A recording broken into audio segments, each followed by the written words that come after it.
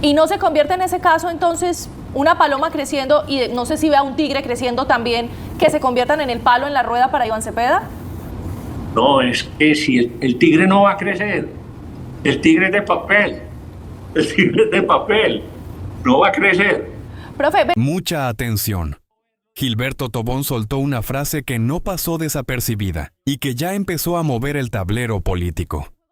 Llamó a Abelardo de la Espriella un tigre de papel, una expresión cargada de intención, con la que quiso dar a entender que detrás de su imagen fuerte, de su discurso frontal y de su presencia mediática, no existiría una verdadera capacidad de crecimiento electoral. Pero esa afirmación, lejos de debilitar a Abelardo, abre una discusión mucho más profunda.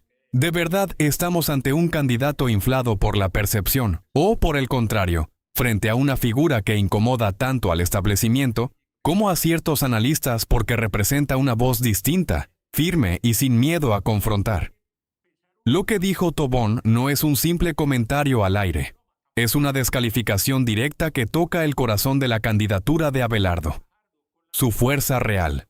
Y ahí es donde comienza el debate que hoy tiene a muchos, preguntándose si esa frase fue un análisis frío o un intento de bajarle el vuelo a un liderazgo que, guste o no, se ha ganado un espacio en la conversación nacional. Porque a veces, cuando un candidato empieza a incomodar de verdad, lo primero que hacen sus críticos es intentar reducirlo con una etiqueta. venga, le quiero... Tiene que moverlo de ahí, si no, con 1.000.000 de votos, 1.000.000, hace el daño total. Y siguiendo con el juego político, le quiero cambiar de personaje.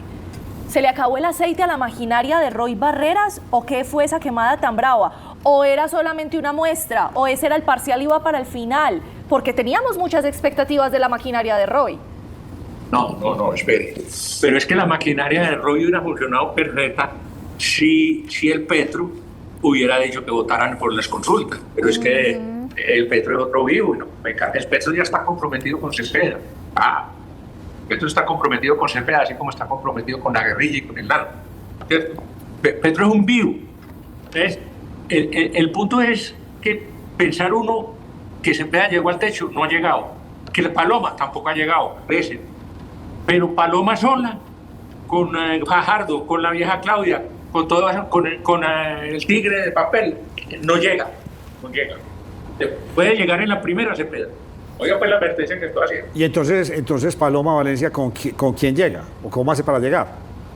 Tiene que desactivar todas esas bombas. A Fajardito no lo puede desactivar, porque es que él tiene de mujer a la Holguín, que es santista absoluta. Entonces a él es muy fácil hacerlo cambiar de posición. Pero venga, usted que es politólogo y conoce la historia más bien que yo, cuando Antana Mocus estuvo en campaña se metió una inflada, casi que estaba ya se sentía presidente, empezó a nombrar ministros. Y como subió se desinfló. Lo mismo le pasó a Serpa con Uribe, inclusive al mismo Petro en sus primeras campañas. ¿No será que esto también le puede ocurrir a Iván Cepeda, que esté muy inflado, pero de pronto se desinfle? No, porque es que ellos están en el poder. Va a tener el apoyo de Petro. Es que por eso es que Roy Barrera se siente traicionado por Petro y de esta forma lo está. Es que Petro no le hizo el juego. ¿Cómo hace que yo te voy a poner pues 4 millones de votos para que te quedes? No, es que, entiéndame una cosa, ellos están en el poder. Tienen que retener ese momento.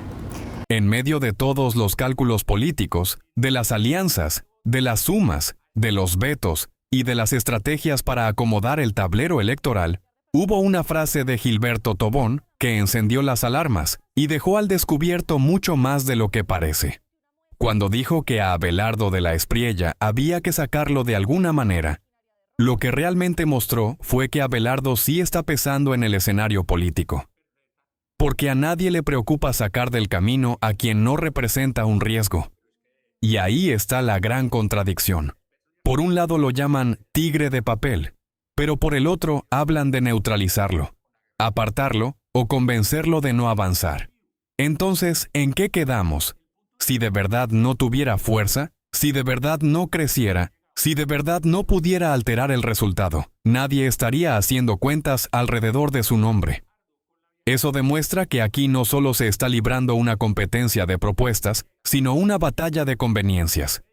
Porque cuando ciertos sectores empiezan a mover fichas para frenar a un candidato, no es por cortesía ni por casualidad, sino porque ven en él una capacidad de conexión, una fuerza simbólica o un crecimiento que puede romper los planes de otros. Y eso es justamente lo que parece estar pasando con Abelardo. Tal vez algunos quieran instalar la idea de que no tiene cómo llegar, pero al mismo tiempo sus palabras revelan que sí lo ven como un factor que puede dañar estrategias, dividir apoyos o alterar el libreto que otros ya tenían escrito.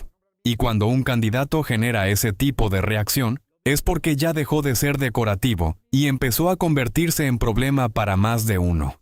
Entonces, yo pienso que el realinteramiento que se dio es hasta ahora a favor de Cepeda, pues hasta ahora.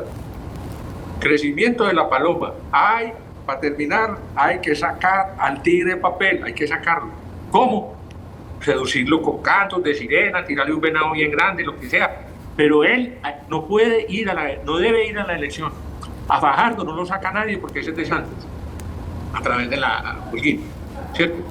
Y la Claudia López, ahí también que acá hay que negociar con él.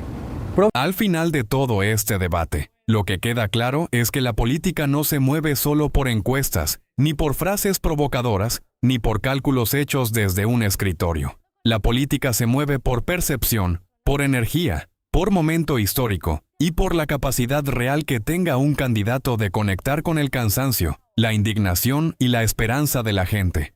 Y en ese terreno, Abelardo de la Espriella no puede ser subestimado. Muchos intentan mostrarlo como un fenómeno pasajero, como una figura mediática sin fondo, como alguien al que supuestamente hay que sacar del camino antes de que crezca más. Pero justamente ahí está la contradicción que salta a la vista. Si no representara una amenaza electoral seria, nadie estaría pensando en neutralizarlo, nadie estaría midiéndolo, nadie estaría calculando cómo frenar su avance. Y cuando eso pasa, es porque hay preocupación real. Todo esto todavía está por verse. Falta campaña, faltan alianzas, faltan errores de unos y aciertos de otros. En política nada está escrito hasta que la gente habla en las urnas. Pero hoy sí se puede decir algo con bastante claridad.